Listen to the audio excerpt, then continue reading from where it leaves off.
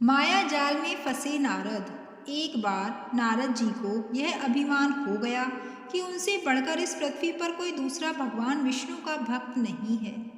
उनका व्यवहार भी इस भावना से प्रेरित होकर कुछ बदलने लगा।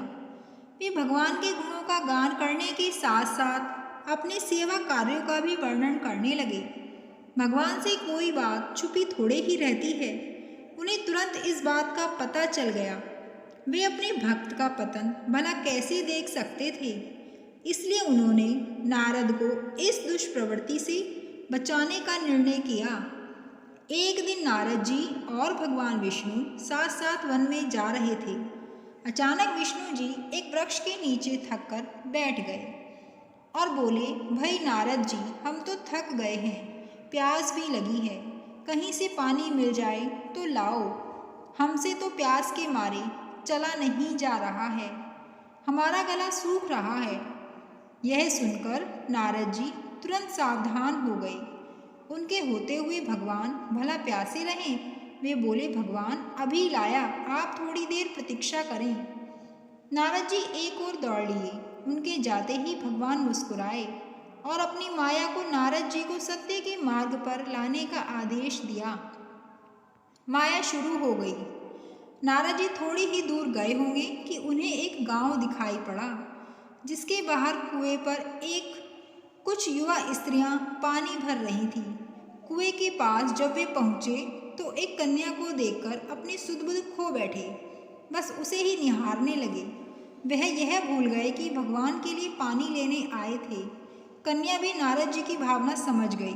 वह जल्दी जल्दी जल से घड़ा भरकर अपनी सहेलियों को पीछे छोड़कर घर की ओर लपकी। नारद जी भी उसके पीछे चल दिए। कन्या तो घर के अंदर चली गई, लेकिन नारद जी ने द्वार पर खड़े होकर नारायण नारायण का अलख जगाया। गृह स्वामी नारायण का नाम सुनकर बाहर आए। उसने नारद जी को तुरंत पहचान लिया। अत्यंत विनम्रता और आदर के साथ वह नारद जी को घर के अंदर ले गया और उनके हाथ पैर धोकर स्वच्छ आसन पर बिठाया तथा उनकी सेवा सत्कार में कोई कमी नहीं छोड़ी। उनके आगमन से अपने को धन्य बताते हुए गृह स्वामी ने अपने योग्य सेवा के लिए आग्रह किया। नारद जी बोले, आपके घर में जो आपकी कन्या जल का घड़ा लेकर अभी अभी आई है, मैं उससे विवाह करना चाहता हूँ। नारद जी की बात सुनकर गृह स्वामी एकदम चकित रह गया, लेकिन उसे प्रसन्नता भी हुई कि मेरी कन्या एक ऐसे महान योगी तथा संत के पास जाएगी।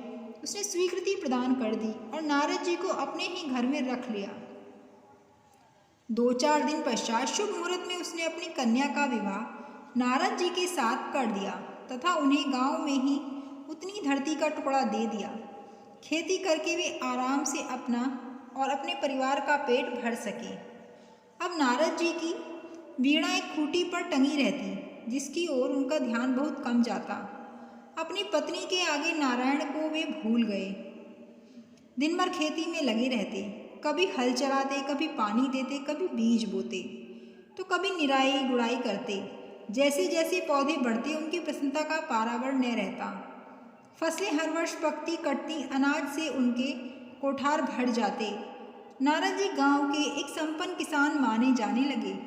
वर्ष दर वर्ष बीतते चले गए और नारद जी की गृहस्थी भी बढ़ती चली गई। 3-4 लड़के लड़कियां भी हो गए। अब नारद जी को एक क्षण की भी फुर्सत नहीं मिलती थी। वे हर समय बच्चों के पालन पोषण तथा पढ़ाई लिखाई में लगे रहते अथवा खेत में काम करते रहते थे। अचानक एक बार तेज बारिश हुई, जिसने कि दिनों तक बंद होने का नाम ही नहीं लिया। बादलों की गरज और बिजली की कड़क ने सबके हृदय में भय उत्पन्न कर दिया। मूसलाधार वर्षा ने गांव के पास बहने वाली नदी में बाढ़ की स्थिति पैदा कर दी। चारों ओर पानी ही पानी फैला दिया। कच्चे पक्के सभी मकान ढहने लगे। घर का सामान बह गया, पशु भी डूब गए, उनके व्यक्ति मर गए। गांव में त्राही त्राही मच गई। नारद अब क्या करें। उन्होंने भी घर में जो थोड़ा कीमती सामान बचा था, उसकी गठरी बांधी और अपनी पत्नी तथा बच्चों को लेकर जान बचाने के लिए पानी में से होते हुए बाहर निकलने लगे। नारद जी बगल में गठरी थामे एक हाथ से एक बच्चे को पकड़े और दूसरे हाथ से अपनी पत्नी को संभाले हुए थे। पत्नी भी एक बच्चे को गोद में और एक का हाथ पकड़े धीरे धीरे आगे बढ़ने लगी। पानी का बहाव अत्यंत तेज था तथा यह भी पता नहीं चलता था कि कहाँ गड्ढा है और कहाँ टीला। अचानक नारद जी ने ठोकर खाई और गठरी बगल से निकलकर बह गई। नारद जी की गठरी कैसे पकड़ते, दोनों हाथ तो घिरे थे। मन महसूस कर सोचा फिर कमा लेंगे। कुछ दूर जाने पर पत्नी एक गड्ढे में गिर पड़ी और गोद का बच्चा छूटकर बह गया। पत्नी बहुत रोई, लेकिन क्या हो सकता था। धीरे धीरे और दो बच्चे भी पानी में बह गए। उन्होंने बहुत कोशिश की बचाने की, लेकिन कुछ न हो सका। दोनों पति पत्नी बड़े दुखी रोते कलपते, एक दूसरे को सांत्वना देते, कोई ऊंची जगह ढूंढते रहे। एक जगह आगे चलकर दोनों एक गड्ढे में समा गए। नारद जी तो किसी प्रकार गड्ढे में से निकल आए, मगर उनकी पत्नी का पता कहीं नहीं चला। बहुत देर तक नारद जी उसे इधर उधर दूर दूर तक ढूंढते रहे, लेकिन व्यर्थ। रोते रोते उनका बुरा हाल था। हृदय पत्नी और बच्चों को याद करके फटा जा रहा था। उनकी तो सारी गृहस्थी उजड़ गई थी। बेचारे क्या करें, किसे कोसें, अपने भाग्य को या भगवान को। भगवान का ध्यान आते ही नारद जी के मस्तिष्क में प्रकाश फैल गया और पुरानी सारी बातें याद आ गईं। वे किस लिए आए थे और कहाँ आ गए। ओहो, भगवान विष्णु तो उनकी प्रतीक्षा कर रहे होंगे। वे तो उनके लिए जल लेने आए थे और यहाँ गृहस्थी बसाकर बैठ गए।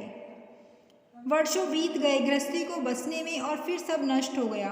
क्या भगवान अब भी मेरी प्रतीक्षा में उसी वृक्ष के नीचे बैठे होंगे। यह सोचते ही बाढ़ नदारद हो गई। गांव अंतर ध्यान हो गया।